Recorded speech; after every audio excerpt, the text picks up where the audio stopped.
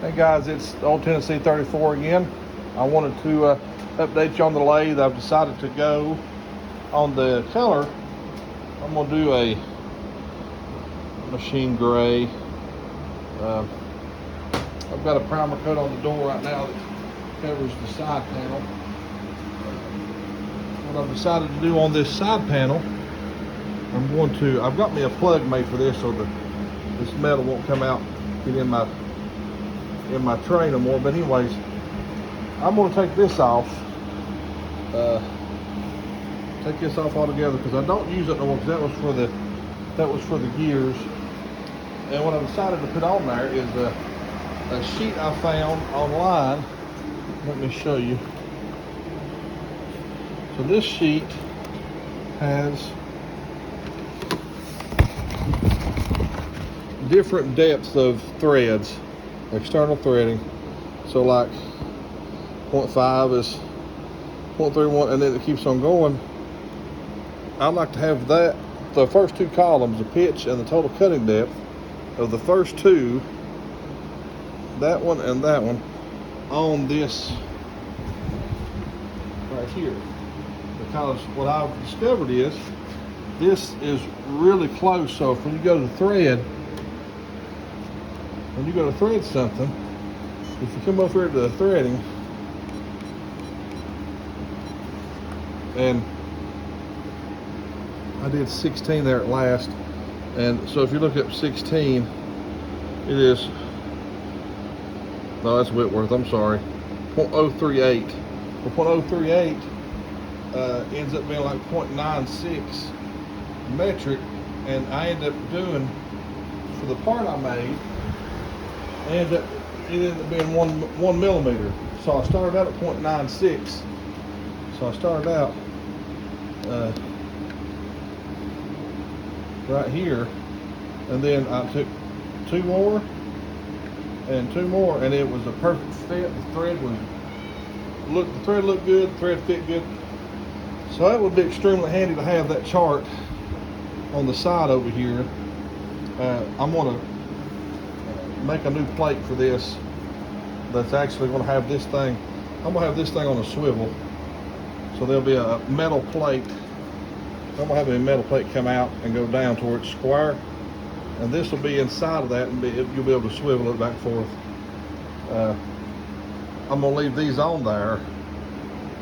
I'm going to mask off that and paint it the gray color. But that would just be extremely handy to have those two columns right here, so I can just punch in. And I may actually go a step further with that, and with the feed rates on the metrics, it's pretty simple. It's 0.5 is a 0.5 thread, 1.0 is a 1.0 thread, but the standards, I have to convert those. So if you're going to do a 16 millimeter thread, you have to take 25.4 and divide it by 16, and that'll give you your feed rate, which ends up being like 1.59 on your feed rate. So I may go a step further on the second column and do the thread pitch, the thread depth, and then I may do the feed rate right here. This don't need it. You've got your thread pitch and your thread depth. Your pitch is right here, so don't need that. But that may be what I do for that. Just check back in later to see what I've ended up doing on that. But I'm gonna get me a piece of aluminum thin like this and have it engraved, and I think it'll look good. It'll be thin enough where I can bend it over the sheet. And I'm gonna take up the whole front is what I plan on doing. That way it's big enough to read, and I'll keep this with my other machine stuffs. Show you an update on this electrical panel. I've got me I put some hinges on it so that you can just open it. The lock isn't really necessary, but it's a good way of latching it.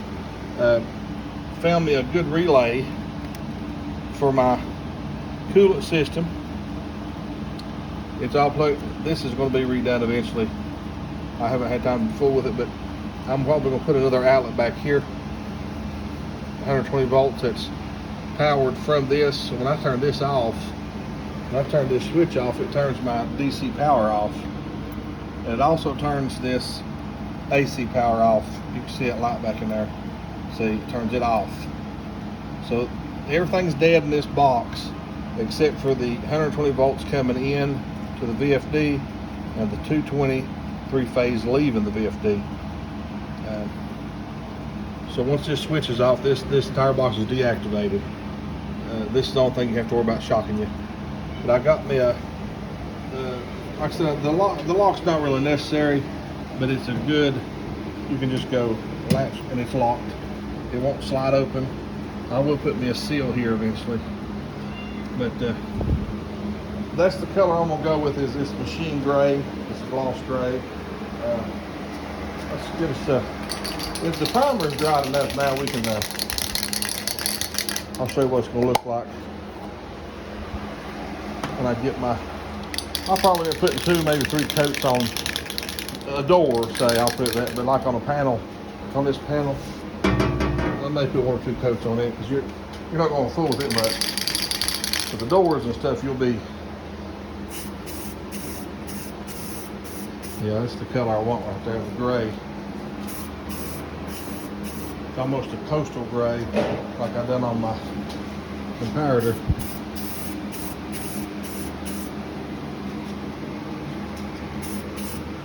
Yeah, that's gonna look really good on the,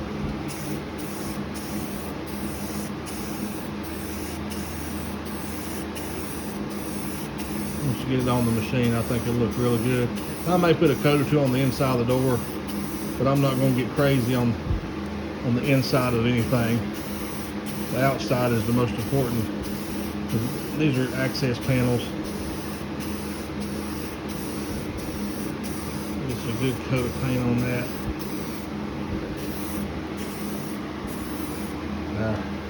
Well, so that's the color I'm going with. I'll let that sit there overnight, and I'll get another coat on it in the morning, and we'll get another coat. That looks really good though.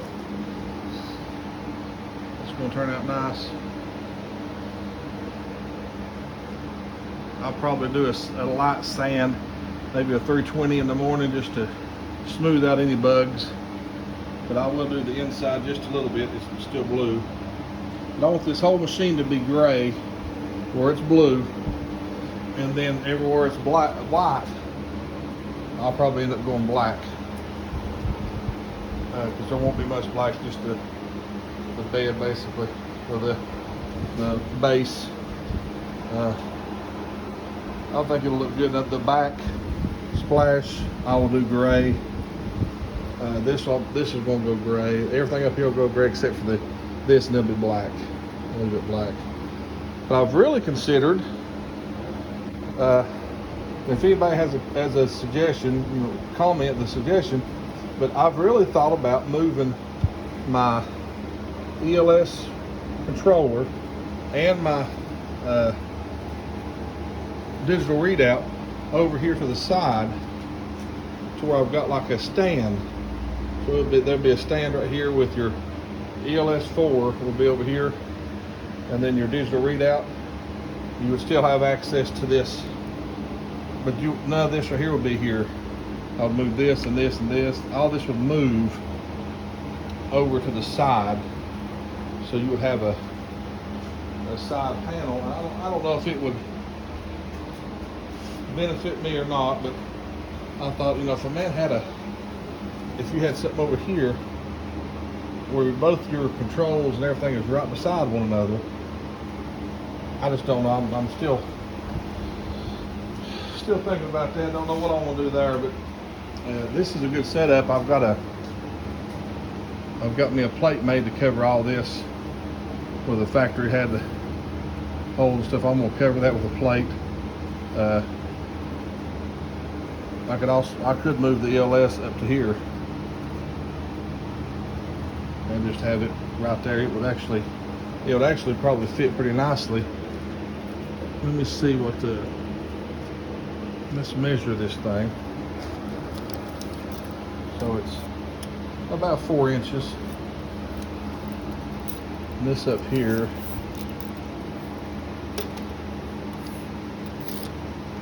well, let me get my measure and take where I can do something with it here.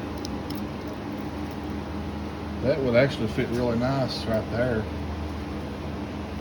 And then the length of it is 6 5/8. It would fit nicely that way. I would just have to relocate my, I don't know. The 4 inches would go down. It would pretty much consume all that. The 4 inches would go down to here, say.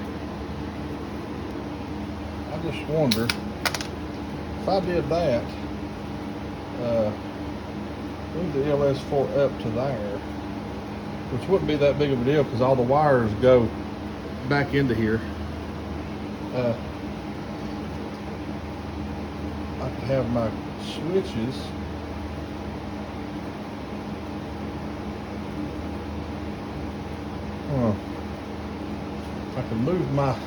I can move this over into here somewhere if need be. Move over here, move my switches up here and my potentiometer up here with a, keep on, have another plate that comes up. I might do that. That would be extremely handy. Instead of it being down here, it would be right here. That might be what I do. I wouldn't need to put it on a swivel or nothing. It would just be mounted there solid. It's a perfect angle for punching in these numbers. I just have to relocate my switches. That's not a big deal. And it would also get my wires out from away from my spindle behind here. Of course, you've got your spindle, and my wires I've got routed down into a passage, and they travel right through here. But that would eliminate the wires maybe getting hung up. That would look really good too. It will keep this cleaner too. So that might be what I do. I just wanted to give you an update on the progress of this painting. It's so far so good. This is actually dry enough I can throw one more coat on before I go to bed tonight. It's actually drying really good. I mean, you can just about touch it. If you can see, I'll put this on there. Hold on just a minute, guys. Let's see if I don't know if you all can see there or not. Let me try to put this on. See how it looks.